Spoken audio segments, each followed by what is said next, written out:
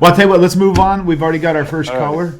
Yamin from the UK has been patiently waiting longer than most folks. Usually, be prepared when you call in. If we're talking, okay, I got to fix my chroma key again. Anyway, if we're in the middle of discussing a question and you call in, be prepared to wait 10, 15, 20 minutes on hold. But it won't be, listen to crazy music. You'll actually be hearing Rabbi talk. So feel like you're sitting in a room with him. Just be patient. It could be worse. And You'd have to listen to William talk for 50 minutes. That would be and you can At least with me, it's me.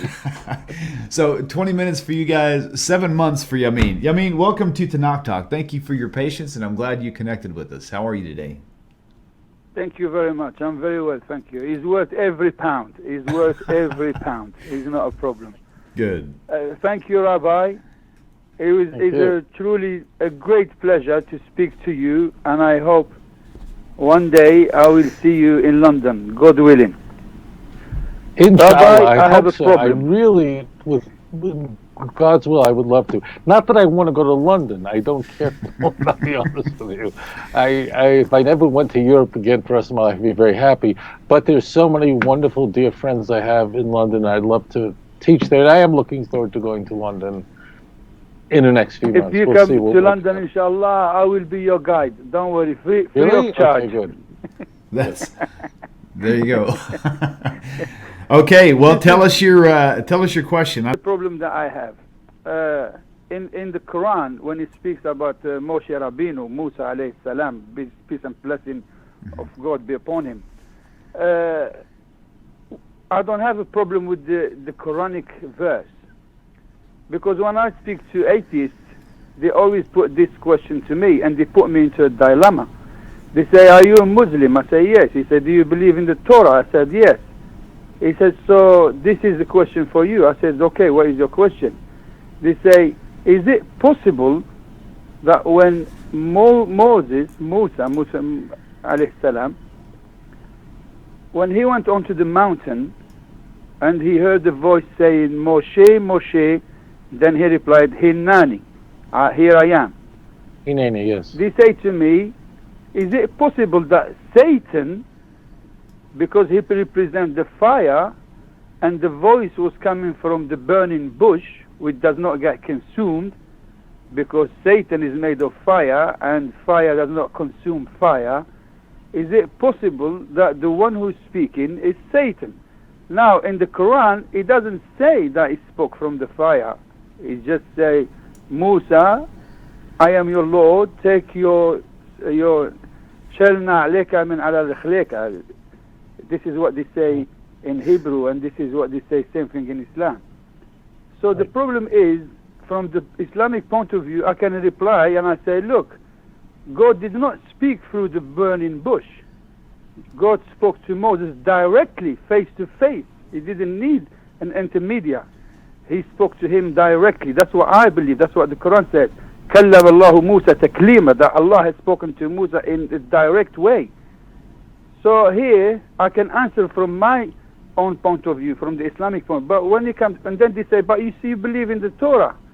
So the Torah, I'm in a dilemma. Like, do I have, if I say I believe in the Torah, which I have to, because this is my belief, I believe in the Torah.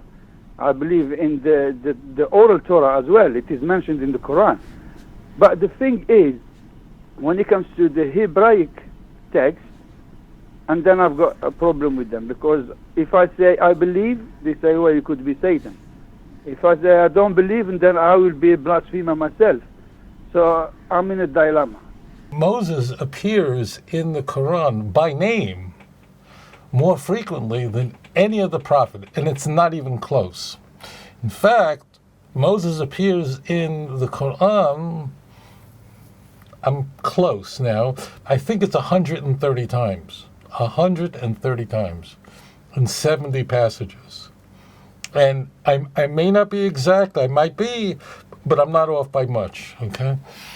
By the way, in contrast, not to say one's trying to win or not win, or how many times, oh, you're a prophet, this. No. But understand that Moshe Rabbeinu is very, very important. Is prominent is not the word. He's the most prominent prophet in terms of how many times he is mentioned, and it's described as, of course, that Moshe spoke to God face to face.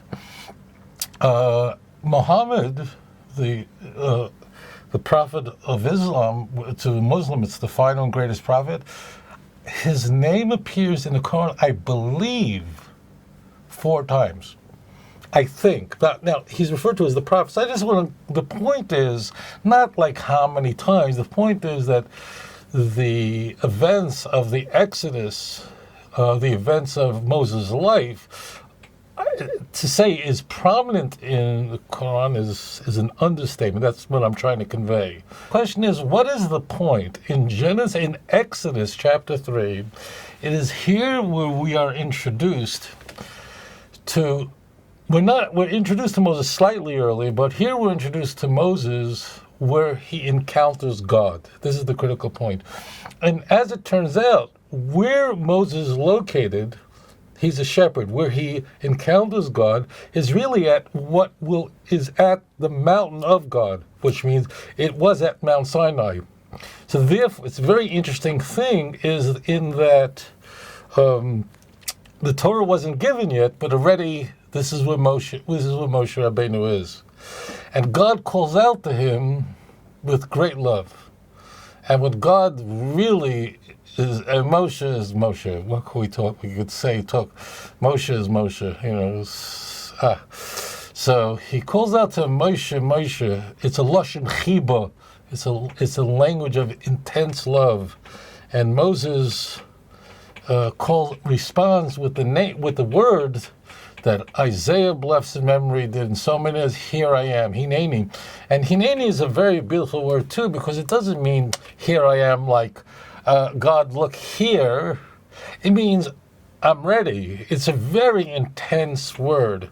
And Hebrew is a really small language, much smaller than Arabic in size. So when you have this unique word Hineni, in Hebrew, when you have different ways of saying something, it means something. There's no such thing as a real redundancy of words. Now, the question is, of course, Satan wasn't present there. Not only wasn't Satan present there, but this is the place where God appeared to Moses. But he appeared to Moses how? So we're told that Moses first, even before he heard his name called, Moses was observing a spectacle. Now, the Torah is holy. This is not a history book. Granted, the Torah uses history as an instrument to convey eternal truths, but anybody who looks at the Torah and thinks that you're reading some history book, you're making a very big mistake. Everything in there is for a reason. So what we really see is that Moshe Rabbeinu, a blessed memory, he's staring and he sees there's a bush and it won't be consumed. What do you have to conclude? You must conclude that the fire is not the fuel that is generating this fire is not the bush. Because if the bush was the fuel for the fire, the bush would have to be consumed. We know the chemistry now.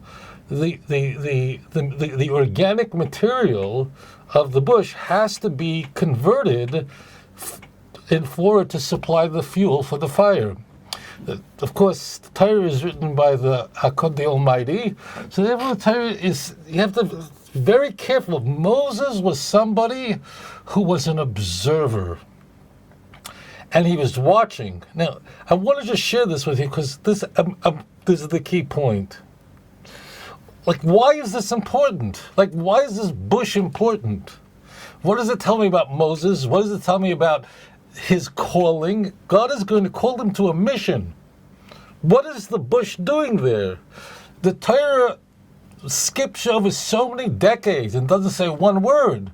If the Torah takes out time in Genesis 3 to tell you this, you have to say, ask God for wisdom and study very carefully. What Moses realized was that, first of all, in order to notice, you see a bush on fire, right? In Indonesia, it's not uncommon to see fires in different places because people burn their garbage. But in order for somebody to notice that, you have to really stand there and be an observer. And Moses is noticing that the fire is not, the bush is not being consumed, which means the source of the fire is not the bush. Okay, you got that? This is very delicious. Now, what does this have to do with what the mission that Moses is being called upon to do? And that is that Moshe is called upon right here to fulfill a promise that God made to our great-grandfather Avram Avinu Abraham, our father Abraham, the great prophet, who we adore so much. God, the Almighty, blessed be His name, made a promise earlier to Abraham in Genesis 15, 16, 17, and so on, that in fact the Jewish people are going to go down to Egypt and God is going to redeem them. So Moshe is being used now to bring the children of Israel out of the wilderness, to keep a promise. But the Jewish people have a promise that God made to them, and that is that they're an eternal nation, that nothing could happen to destroy them. There are only two biblical nations that have such a promise, and that's the Bnei Yitzchak, the children of Isaac, and the children of Ishmael. And today, those are the only two nations, biblical nations, that we have today, are these two nations. So therefore, what does a burning bush mean? What does that mean, a burning bush? It means it is a picture of a nation that can't be destroyed. That no matter what vicissitudes the children of Avram, Yitzchak, and Yaakov will endure, they cannot be destroyed.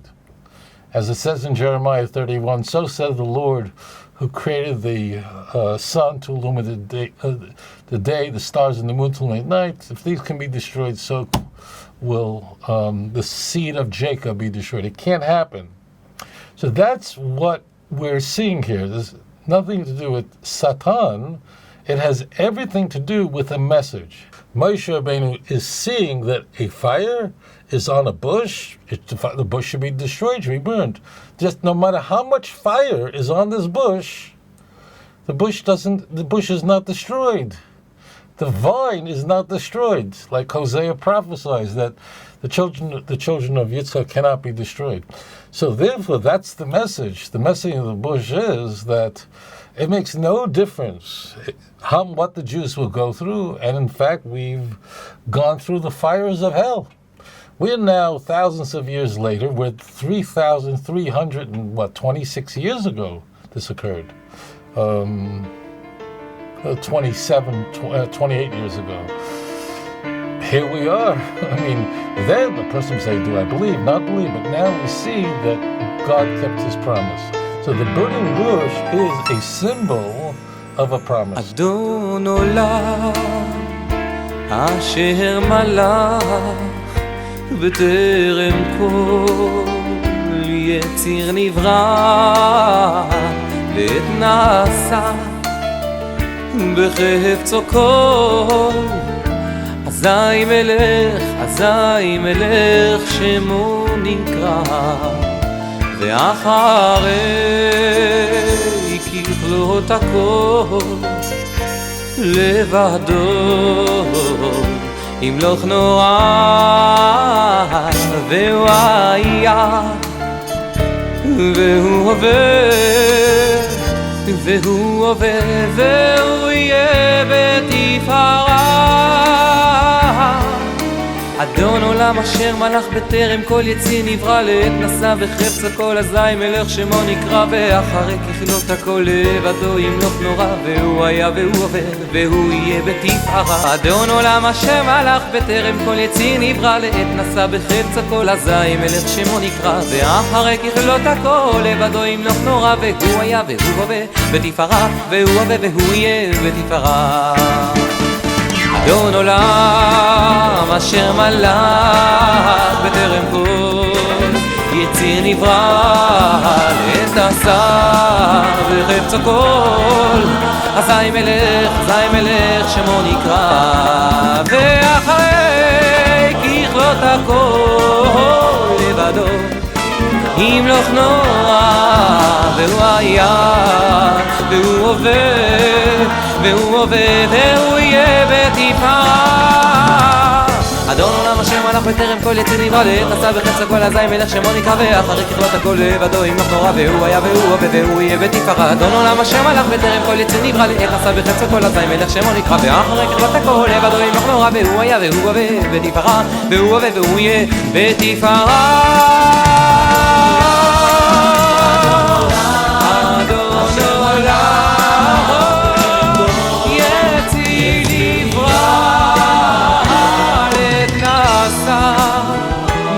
בחפצו כל אזי מלך שמו נקרא.